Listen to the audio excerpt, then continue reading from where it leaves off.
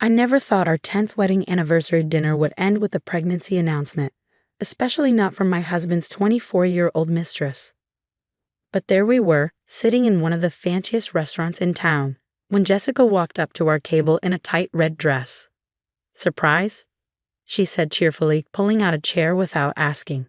"I hope you don't mind me joining your special night, but I have amazing news. My name is Olivia. I'm 38 years old, and for the past year, I've watched my marriage with Marcus fall apart. He worked late, got secretive with his phone, and suddenly became obsessed with going to the gym. I knew about Jessica, his young assistant, long before he started making it obvious.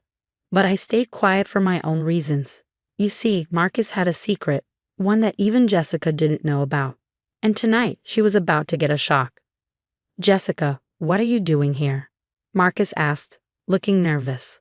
The expensive bottle of wine we were sharing suddenly didn't seem strong enough for this situation. "I'm pregnant," Jessica announced, placing a hand on her stomach. "We're having a baby, Marcus. Isn't that wonderful?" I took a slow sip of my wine, enjoying the moment. Marcus looked pale, his eyes darting toward me as if he was begging for something. Understanding, forgiveness, or maybe just a way out.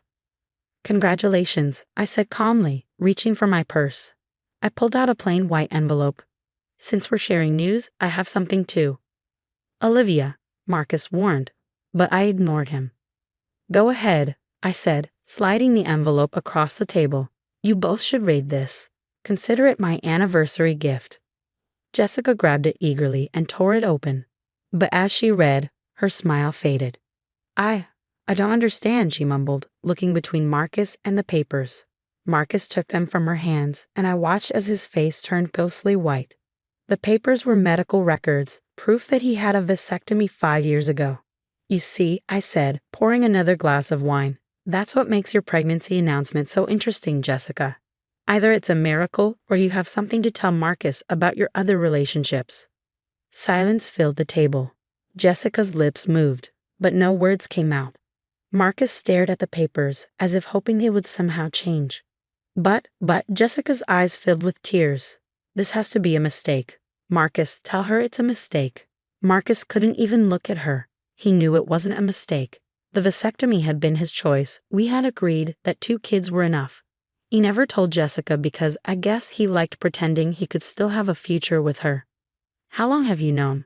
Marcus finally whispered. I smiled, remembering the day 6 months ago when I found out about their affair. Instead of confronting him, I hired a private investigator. Turns out, Jessica wasn't just seeing Marcus, she was also involved with her personal trainer. "Long enough," I said, standing up and gathering my things. "Long enough to know Jessica has been spending a lot of time with Brad from the gym. Those private sessions must have been quite the workout." Jessica's face turned bright red. "You had me followed."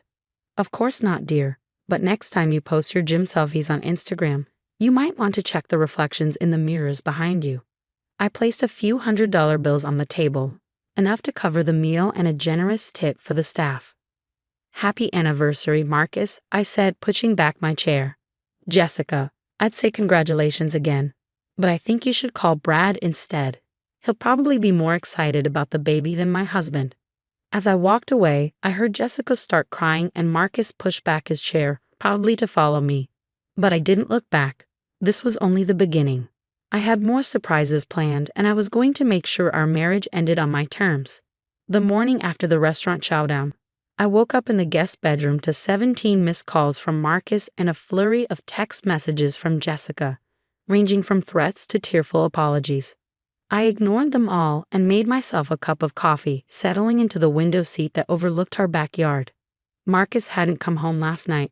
I imagined he and Jessica had quite the conversation about her extracurricular activities with Brad. The thought made me smile into my coffee cup. A car door slammed outside, and I watched Marcus trudge up our driveway, still wearing his wrinkled suit from last night. He looked terrible. Exactly how a man who just discovered his mistress was cheating on him should look. "Olivia," he called out as soon as he entered. "We need to talk." I took another sip of coffee. "In the sunroom," I replied calmly. He burst in, his tie askew and his eyes bloodshot. "How long have you known about Jessica? About everything?" "Sit down, Marcus," I said, gesturing to the chair across from me. You look terrible. He collapsed into the chair, running his hands through his disheveled hair. Jessica admitted everything. About Brad, about God, Olivia. I've been such a fool. Yes, you have, I agreed. But Jessica isn't the only one with secrets, is she? His head snapped up, wariness creeping into his expression. What do you mean? I reached for a second envelope I'd placed on the side table. You know, when I first hired the private investigator to look into your affair, I expected to find the usual things. Hotel receipts, romantic dinners, maybe some incriminating photos. But what I found was so much more interesting. Marcus went very still. Olivia, did you really think I wouldn't find out about the offshore account? I asked, pulling out bank statements that showed regular transfers to a Cayman Islands account. Or about the real estate purchases in Jessica's name? His face went ashy. I can explain. Oh, I'm sure you can. Just like you can explain why you've been systematically transferring company funds through shell corporations. I laid out more papers, watching his expression crumble. The forensic accountant I hired was very thorough. You had no right, he began, but I cut him off. I had every right. The moment you started using our joint assets to fund your midlife crisis with Jessica, you gave me that right. He slumped in his chair, the fight draining out of him. What do you want? Divorce papers are being delivered to your office this afternoon. My lawyer has already drafted a settlement agreement that I think you'll find very generous, considering the alternative. Alternative? He asked, though his tone suggested he already knew. The alternative is I take everything I've discovered to the board of directors. I'm sure they'd be very interested in learning how their CFO has been manipulating company funds. Not to mention the IRS, they tend to frown on undeclared offshore accounts. Marcus's face had taken on a greenish tinge. You wouldn't.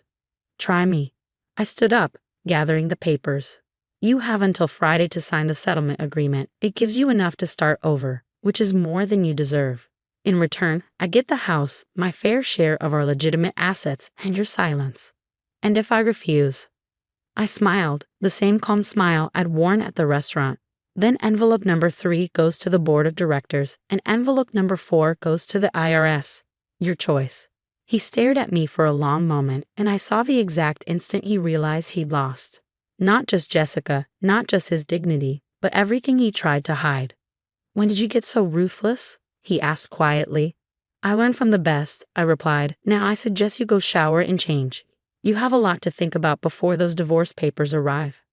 As he trudged upstairs, I pulled out my phone and sent a quick text to Jessica.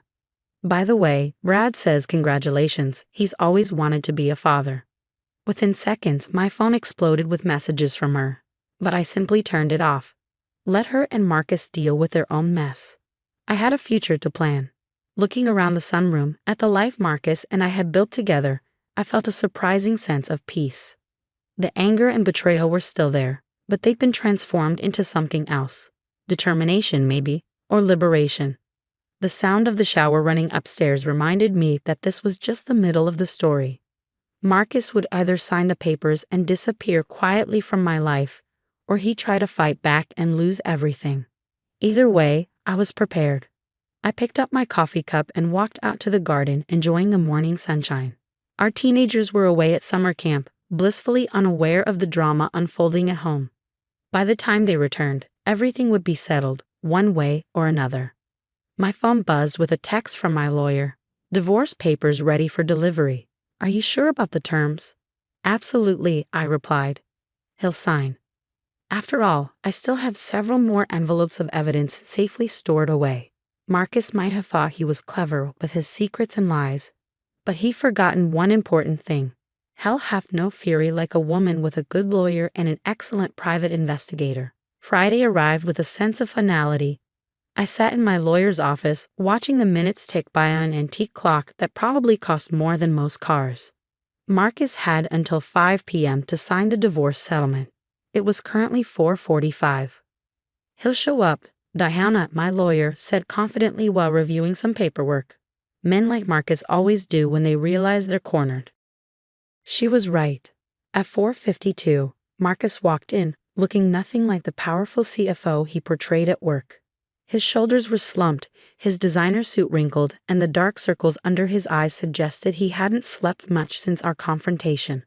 "The papers?" he asked quietly, not quite meeting my eyes. Diana slid the document across her gleaming desk. I watched as Marcus read through each page, his signature appearing at every marked spot like a surrender flag. No arguments, no last-minute negotiations, just the scratch of his pen against paper. "Is it done?" he asked when he finished. "Almost," I said, pulling out one final envelope. "This is a copy of everything I have.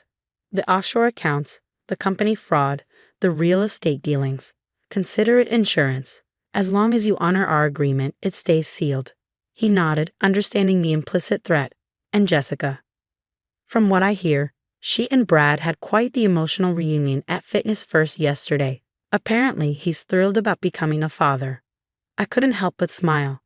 "Though she might want to invest in some waterproof mascara." Marcus winced. "I deserve that." "Yes, you did." I stood up, gathering my things. "Goodbye, Marcus. I suggest you start looking for a new job before the board starts asking questions about those financial discrepancies." As I walked out of the law office, I felt lighter than I had in years. The setting sun painted the city skyline in shades of gold and pink, a perfect backdrop for new beginnings. My phone buzzed with a text from our daughter Emma. "How was your anniversary dinner? Did Dad like the gift you planned?" I smiled, thinking of how to respond. Our kids would learn about the divorce soon enough. But for now, they deserved to enjoy their summer camp without adult drama. "It was quite memorable," I texted back. "We'll talk when you get home." Later that evening, I sat on my back porch with a glass of wine, watching the stars emerge. The private investigator's final bill had arrived. Money well spent for the freedom it bought me. Jessica had finally stopped texting, probably too busy dealing with her own complicated love life to harass me anymore. My phone rang. It was Diana. "Marcus just called," she said. "He's accepting a position with a firm in Seattle. Says he'll be gone by the end of the month." "Good," I replied. "The farther the better." "You know," Diana said, her tone thoughtful, "in all my years practicing family law, I've never seen someone handle a cheating spouse quite so efficiently. Most people let emotions take over." I thought about the months of careful planning, of building my case piece by piece, while Marcus thought he was being so clever with his deceptions. "The best revenge isn't about getting even," I told her. "It's about getting free." After hanging up, I went inside and opened the safe in my home office. Inside was one last envelope, the one I'd never needed to use. It contained the most damaging evidence of all, the kind that could have sent Marcus to prison. But I'd chosen a different path, one that let me walk away with my dignity and enough security to start fresh. The next morning, I woke up to a different kind of silence in the house. Not the heavy silence of secrets and lies, but the peaceful quiet of a clean slate. I had my home, my freedom, and best of all, I'd never have to attend another awkward anniversary dinner where my husband's mistress announced her miraculous pregnancy. Life has a way of surprising you. Sometimes it's with a devastating betrayal, and sometimes it's with the discovery of your own strength. Marcus had taught me an invaluable lesson, though not the one he'd intended. Never underestimate a woman who appears to be looking the other way. As for that infamous anniversary dinner, it became something of a legend among my friends. The night a cheating husband and his pregnant mistress learned that karma sometimes arrives in a crisp white envelope, served with a side of perfect timing. I kept the medical records from that first envelope, though. You never know when proof of a vasectomy might come in handy, especially if Jessica ever decides to try her pregnancy announcement routine with another unsuspecting man. After all, the best stories are the ones where justice is served with a smile.